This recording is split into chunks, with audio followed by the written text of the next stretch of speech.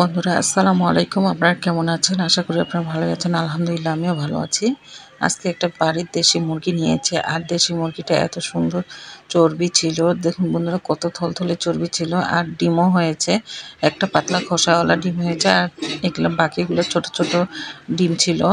আর এইগুলো আজকে আমি অন্যভাবে একটু রান্না করবো বন্ধুরা। আমরা কম বেশি তো সবাই দেশি মুরগি রান্না করতে পারি, কিন্তু এইভাবে একটু রান্না করলে খেতে কিন্তু অনেক ভালো হয়। আপনারা ভিডিওটা প্রথম থেকে শেষ পর্যন্ত দেখবেন আর আমার পাশে থাকবেন, আমি যেন আপনাদেরকে নতুন নতুন ভিডিও শেয়ার করতে পারি।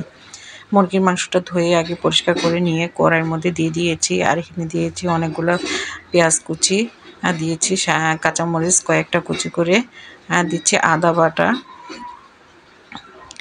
আর দিব এখানে সামান্য রসুন, মানে গোটা রসুন দিচ্ছি, যেটা হচ্ছে মানে ভুনা করার পরেও যেন আস্ত থাকে।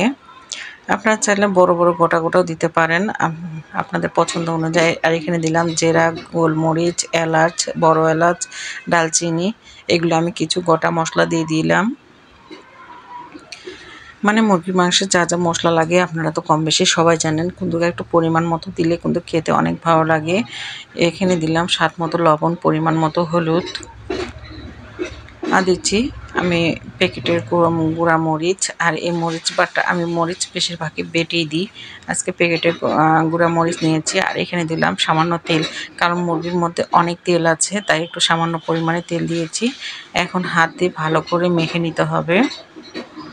এভাবে হাত দিয়ে মেখে নেবেন, হাত দিয়ে মেখে নিতে হবে। নিয়ে এখন আমি পরিমাণ মতো পানি দেব, পরিমাণ মতো পানি দিয়ে দিলাম। আর আস্ত ডিমগুলো এখন উপরে বসিয়ে দিলাম, আর এখন চুলার মধ্যে আগুন ধরিয়ে দিয়েছি, কড়াইটা বসিয়ে দিলাম। তারপরে কিছুক্ষণ ঢাকা দিয়ে রেখে দিয়েছে, আর পানিটাও কিছুটা কমে এসেছে। আর এটা অনেক বড় মুরগি, বুড়ি মুরগি বলে থাকি আমরা। আর এটা এখন সিদ্ধ হতে কিন্তু অনেক সময় লাগবে। আর আমি ডিমগুলো উঠিয়ে রেখেছি, নাহলে যখনই আমি ভুনবো তখন কিন্তু ভেঙে যাবে। আর এখন দিলাম গুঁড়া মশলা, এটা আমার মাংসের গুঁড়া মশলা, আমি বাসায় করেছি, সেটা দিলে তরকারির স্বাদটা অন্যরকম হয়।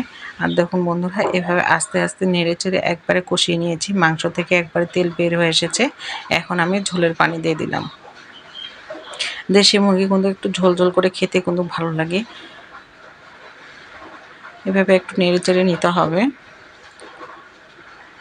নেড়ে চেড়ে নেওয়ার পরে আমি এখন কিছুক্ষণ আবার একটু জিরা গুঁড়া দিয়ে দিলাম, দিয়ে আবার সুন্দর করে দিয়ে এখন আমি কিছুক্ষণের জন্য ঢাকা দিয়ে রেখে দিব। তার আগে ডিমগুলো যে আমি একটু সিদ্ধ হয়েছে উঠিয়ে রেখেছি, সেগুলো আস্তে করে বসিয়ে দিয়ে এখন আমি কিছুক্ষণের জন্য ঢাকা দিয়ে রেখে দিব। দিয়ে এখন চুলার আঁচটা একবারে কমিয়ে আমি সিদ্ধ করে নিয়েছি। আর দেখুন আমি পরিবেশনও করে নিয়েছি। মাশাআল্লাহ, খেতে কিন্তু অনেক সুন্দর হয়েছে। আমি এক পিস খেয়ে দেখেছিলাম। আর দেখুন বন্ধুরা, কালারটাও সুন্দর হয়েছে। আসসালামু আলাইকুম, ভালো থাকবেন সবাই।